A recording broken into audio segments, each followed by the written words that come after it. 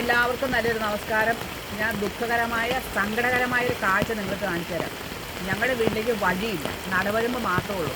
അത് വെള്ളം കയറി ഇപ്പോൾ വഴിയല്ല, നടവരമ്പ് വെള്ളത്തിൽ നിറഞ്ഞു നിൽക്കുകയാണ്. നോക്ക്, നടക്കാൻ പോലും വഴിയില്ല. നോക്ക് നിങ്ങൾ.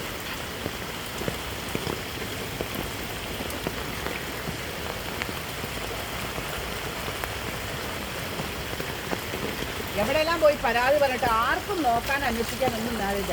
വോട്ട് ചോദിക്കാൻ എല്ലാവരും വരുന്നുണ്ട്.